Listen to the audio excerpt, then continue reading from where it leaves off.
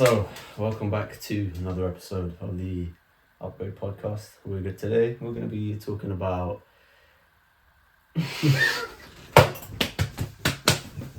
Oh my fucking days! This is the fourth time. Welcome back to another episode of the. No, because you gave me a death stare on the camera, bro. That's why. Welcome back to another episode of. this is the billionth take. Welcome back. Yeah. Welcome back to another episode of the Upgrade Podcast with me and Rihan. Yes. Today we're going to be talking about what it means to be a high value man. I recently had a few thoughts about this over the Christmas break, and I thought to message Rihan about it and have a discussion. But we thought it'd be a good idea to do an episode on it because it's an important part of someone's. Have a little conversation about it. Yeah, and it's an important part of somebody's self-development journey. Mm-hmm. Well, it can be. It can be, and it can't be. Mm-hmm. Just to give you a briefing, we did actually record this episode. Somebody forgot to press record, so we're doing this. Why are you looking at me? Somebody. Me, sorry. But so we're jumping straight back into it, and we're re-recording. So, what does it mean to you to be a high value man? How would you sort of define it? So, I would define it as someone that can provide others with value. I would keep it quite simple. On social media, online, people will define it differently. There was someone quite famous called Kevin Samuels. He unfortunately passed away. But he assigns like certain traits to it, which make you a high value man. So it's having a certain income, making a certain amount of money, of course. Off the top of my head, it was just 6 figures. Having a network of men that also high value and having them accept you. Those are the only ones I can remember off the top of my head, but it's very career, money oriented. Didn't what was his name again? Kevin Samuels. Kevin Samuels. Didn't he say something about athletes as well not being? Oh yeah, he didn't class like artists or athletes as high value. I guess that was due to the nature of the work. But I would disagree with it because you do have to, there has to be a certain amount of obsession, ambition, and they may be talented, but you still have to work hard to some degree. Yeah. To a large degree, if you're going to be elite. Yeah, I think in terms of defining a high value man, I think it's more about sort of the qualities that you can sort of bring to the table and the qualities that you have about yourself. And the reason I sort of say that is because when we speak about sort of being a high value person or a high value man, we mainly sort of think about finances and appearances and the way we sort of take care of ourselves as well, and what we actually sort of attract.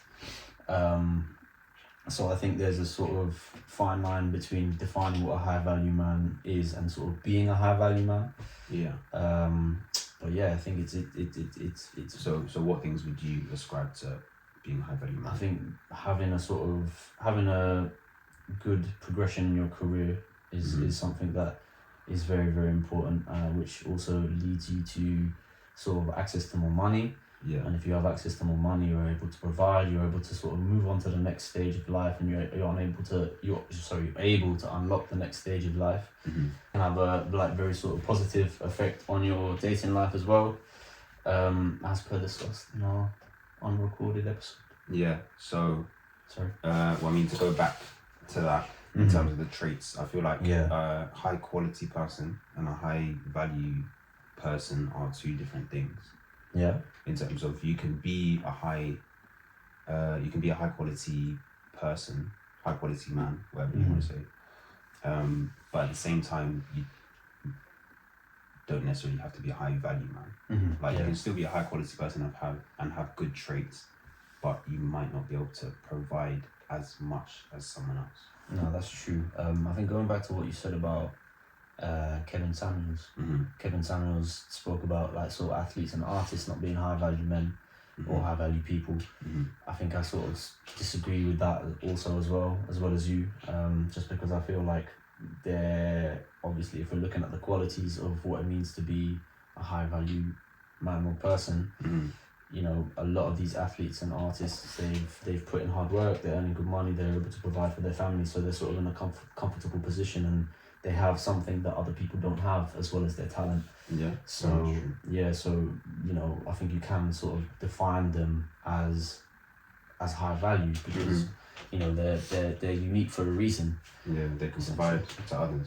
Yeah, they can provide to others. But I remember you were saying that you can't define a high value man, but inversely, can you define a low value man? I think because you can. Yes, I think you can, because I think being a low value man, there's more common traits that you see, and I feel like a sort of large portion of the population of, you know, of Earth, or sound like an alien, a large population out there, sort of deem themselves as low value men just because of the sort of traits that they have. You know, they may not have mastered their mindset. You can sort of ascribe them terms like sort of being lazy, you know, having poor hygiene and not really taking care of themselves. So I think in my opinion, I think it's a lot easier to define what a low value man is rather than a high value man. Does that kind of make sense? Yeah. So based on the things you listed, would value be context dependent? What do you mean? So if someone's say unhygienic, for example, that's going to be something that's lower value in the context of dating and relationships. Expand. So like if you're not attracted, to do it simply, then you're not going to have as much value in the dating market. You're not going to have as many options. Potentially, yes. I kind of get what you're saying. Because you still can't. It's still a matter of providing value. You can't provide value to the other person in the context of a relationship. Yeah, in the context of a relationship, I guess. Or you're providing less than someone else. Yeah. So because at the end of the day, it would be in terms of if you're grouping people as in percentages, then it's going to be a matter of competition. So it's going to be your lower value than someone else. Okay. So in the context of dating, it's like you can't provide as much. So from a man's perspective, you can't provide as much value to a woman as much as this man can. I see what you're saying. He's more hygienic. So do I think so what was the original question? Do I think being a high value man is contextual? Yeah. I think when it comes to sort of speaking about provision and what you're able to bring to the table, I think it's definitely contextual. So let's say we're talking about somebody with a good job, who's got a good education and their job pays well. It's definitely contextual in terms of what they can bring to the table in terms of like their family life, or maybe giving back to their family, or you know, treating their girlfriend or boyfriend in the right way.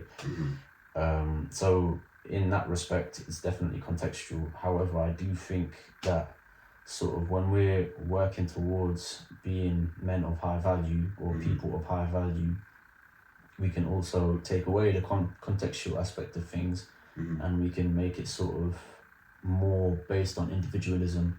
So essentially what I mean by that is we can talk about the sort of good or let's just talk about bad habits. If we have bad habits, we can think about replacing them with good habits. So for example, you know, eradicating drinking and smoking, replacing it with meditation, ice baths, whatever it might be, just to sort of give you that same sort of hormonal effect. So in some respects, I do think that some qualities of being a high value person are contextual. However, I do also think that it's essential in terms of our own personal growth and our own individualism. I don't know if I've answered your question correctly or properly. So that's what I think. Following on from that, so would you say it's important? I wouldn't say important. Would you say it's imperative to try to become a high value man? In a nutshell, I'd say yes. Just because, you know, we spoke previously about obsession and ambition, and what I was saying earlier was that obsession and ambition, they're sort of two different things. I think obsession sort of comes from a place of lack, whereas ambition is more sort of fueled by reason. Yeah. If you're obsessed with something, it's more sort of impulsive. It's more sort of based on an impulse rather than anything. So you're unlikely to get there because it's more of like a wave of motivation. Yeah. Whereas if you're more focused on the ambition side of things, it's kind of gradual, sort of like what's the word? Planned. But there's a word for it. It's gone out of my mind. Progression. Not motivation. The other one. Consistency. Gratitude, not gratitude. Consistency, yeah. Consistency. We'll go with that. If it comes back to my head, I'll say like it. Persistence. Persistence, like perseverance or persistence. Mm-hmm. But yeah, what was I saying? So two different. The difference is between obsession and ambition. Ambition, I think you have a reason for actually doing it. Yeah. I think with like the whole top 1% man thing, whole become a high value man, I think it's trendy on social media. So I think a lot of the time when people do say it comes from a place of that impulse. Like you don't actually have, like you just seen it on a video saying become the top 1% man, this is why you need to do it. But you don't actually have a reason to do it. Like you have to understand what you're trying to attain and then what you're trying to do with what you're trying to attain. Like what are you trying to become high value for? Who are you trying to provide value to?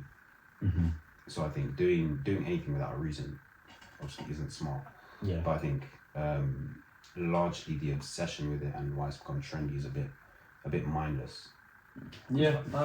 If you wanted to be successful, you wouldn't need like a trending video to tell you to be successful. Exactly. You would just want to anyway. Yeah, it would come from within, which is why I think when we talk about obsession, and if we're talking about in terms of spirituality and things like that, obsession sort of comes from a place of lack, whereas you don't, if you're obsessed about something, it's sort of fueled negatively by emotion. So therefore you won't actually be able to attain it because it's more of like we were saying, like an impulse thing. So you're gonna feel it one minute, but then maybe the next day you buy a new game or something, and then you won't feel like it. Unless the obsession is more intrinsic, like that's why I would disagree with like artists and athletes not being high value, because they might have been 3 years old or however young, and that's been their dream ever since. And they've just managed to structure their life in a way, or their life has become structured in a way to where it seems, or they are obsessed with achieving that goal. Yeah. Which isn't a bad thing at all. Okay. So why should we what are the sort of benefits of being a high value man? In any context, it's going to be to the fact that you can provide value to others. So like with becoming by improving yourself financially, you're going to be able to provide for a romantic partner, provide more for your family. In the context of maybe business, if you become high value through the skills that you acquire, you can provide more to business partners and the people that you work with. Those are the two main. It's always because in terms of being high value, the purpose is always going to be providing value to others. So a lot of it is going to be relevant to relationships. Yeah, I think building on what you're saying, I think a lot of it sort of comes from a place of being not well off. What's the word? Like it's sort of like the main benefits to me anyway, and from what I've seen or from what I may have experienced by watching certain various people. I think finance is a massive thing. Finance is a massive thing when it comes to sort of the topic of high value men. Like that's the sort of area or quality where you'll see massive benefits, because you're in that position to sort of provide, and you're in that position to sort of have access to things that the average person isn't able to access. So I think a lot of the benefits do come from the financial side of things and having a good job, but then I can also think of various other things. So maybe like we could even speak about education as well, like sort of not necessarily being an educated man. Like I know in today's day and age it's different, right? Because you see kids out there making money on TikTok by doing the most stupid things, and in a way it's not a revelation, but it's just how our society is and how we sort of evolved as people. But going back to the point, me being a traditional man, I think having a good education is important because it gives you the sort of access to have those higher paid jobs, and having those higher paid jobs provides you with the sort of luxuries of life, improving your income, and improving your income. But of course, you've got the whole effect. You've got the whole positive effect that it can have on your dating life and your family life as well. So I think it's the main side of it when it comes to sort of seeing the benefits. It's kind of like heavily on the financial side of things. So how would someone get there? How would somebody get there? So how do they become a high value man? Is that what you're saying? I think it starts with your mindset. I think it's important to focus on mindset. I think mindset's one of the biggest things. I'll let you lead on this one because my mind's gone blank. Nah, it's cool. Just in terms of a lot of successful people don't become successful without things like discipline, hard work, being able to delay gratification, and the general population can't do those things and isn't disciplined. So things like removing social media, and removing other bad habits, sleeping late, eating junk food, smoking and drinking, like you already mentioned. Things that are gonna hold you back, basically. Things that are gonna distort your mindset, not give you a healthy mindset. Because when you don't have clarity, then it makes it a lot harder to be disciplined. You don't know what you need to do. And then the second part of that is having a plan, because you're not going to become a high value man through being comfortable. You have to go outside of your comfort zone. You have to learn new skills to maybe elevate your career or start a business or whatever, to be able to get to that top 1%. And then even it's not, I wouldn't call it necessary to become top 1%, but if that's your goal, that's fine. Because even if you aim to be top 1%, but you fall short and you're top 10%, that's still not bad. You're still that's my main issue with a high value man, because you can still be of value, you can still provide to others without being what's defined as a high value man. You don't have to make the most amount of money to be able to provide for others, to be generous, to be kind. You can still be high quality and still provide value in different contexts of people. I agree. I think from building on what you're saying, I think it's really sort of important to sort of fall in love with your journey rather than anything else, because you're never going to be a sort of high value man from day one. It's always going to take some sort of hard work, whether you're 20, 30, 40, 50. It takes patience. It takes patience, and people have. There's many different examples out there. Gary Vaynerchuk didn't make it until his 30s with his company or whatever he's doing.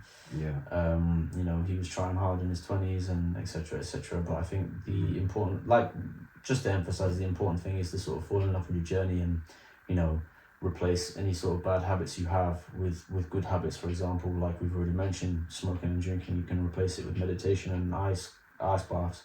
Once you take those small steps, eventually your discipline will sort of overflow into other areas of your life, which will slowly propel you to where you kind of need to be. I think that's the most important part, because in terms of becoming a high value man, I don't think I'm equipped to tell you, because I wouldn't class myself as a high value man. I'm not rich yet, but so I won't be able to tell you exactly what to do. But the thing is, once you have the correct mindset, you'll know what to do. You'll know what's best for you. You'll know what path you need to take. You just have to trust yourself. Make a plan and trust that you can follow through with it. And likewise, building on that, I don't think I'm a man of high value either. I think I've got a long way to go when it comes to sort of providing for a family and all that. But sort of trusting your intuition and trusting your intuition, having a reason as to why you are doing things to sort of be a high value person or man is definitely important as well. You know, you eventually you steer yourself in the right direction when you start working on yourself slowly and realizing it's a journey rather than anything else. Yeah, I think that's about everything when it comes to being a high value man. If it's your goal, just make sure you have a reason for doing it. You know what you want to do with the value that you attain. Exactly.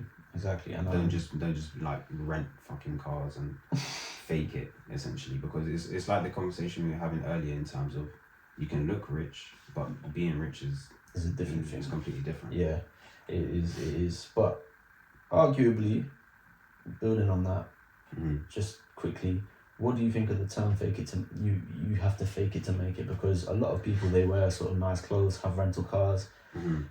Just because they want to feel rich, and if they feel rich, maybe they'll be rich one day. Yeah, I think it depends on context and like what you're faking it for. Like if you're faking it maybe to be in certain places with people that are high valued, then maybe that can be helpful because you know they'll have a better perception of you. But if you're just like doing it to, from a man's point of view, maybe to attain more women. It's kind of that's an empty goal. Like you can rent a car and seem rich, and maybe girls will think you're rich and whatever. But once you've completed that goal, there's no actual benefit. You haven't provided value to anyone. Yeah, no. I think that's it. That's pretty much everything. I would like to finish off with a quote if you give me time to find it. Go ahead. Find your quote. I'll find my quote very, very, very quickly. It's not an Andrew Tate quote, is it? It's not. I just thought this was a good way to finish things off. Trying to control the world, I see you won't succeed. The world is a spiritual vessel and cannot be controlled. Those who control fail, those who grasp lose. Some go forth, some are led, some weep, some blow flutes. Some become strong, some superfluous, some oppressed, some destroyed. Therefore, the sage casts off extremes, casts off excess, casts off extravagance. Okay. Thanks for sharing that quote. It's a nice quote. Lao Tzu. Why did you choose that quote? What did it mean to you? Huh? Why did you choose that particular quote? I think, well, let me read it again quickly. What I gathered from that is like trying to control things. Yeah, that's exactly the road it's going. I think if you try and control anything that's sort of around you, you've got to realize that, no. Let me start again. If we control the things that are sort of out of our control, therefore we aren't able to sort of progress in a more fluid way.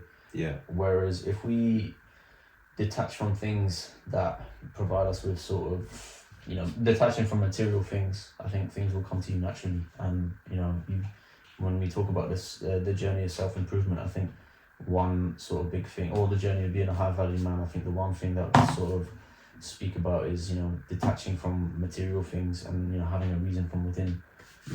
So I think it's very important to sort of detach yourself. Yeah. Cool, I appreciate you sharing that. But yeah, I think that's all we got time for today. Thank you for listening or watching to another episode of the Upgrade Podcast, and we will see you in the next one. Take care. Somebody forgot to press record. Somebody forgot to press record. Oh, right. Welcome back to Take 300. Can't laugh now after spending like 45 minutes of laughing. Anyway. I'm sick of it. No, redo the whole thing. The whole thing. Go on, man. We can't do this bullshit again. No, we're not. Carry on. There was someone called Fuck off. Just go home. No. We're doing this. Oh my god. We're doing this.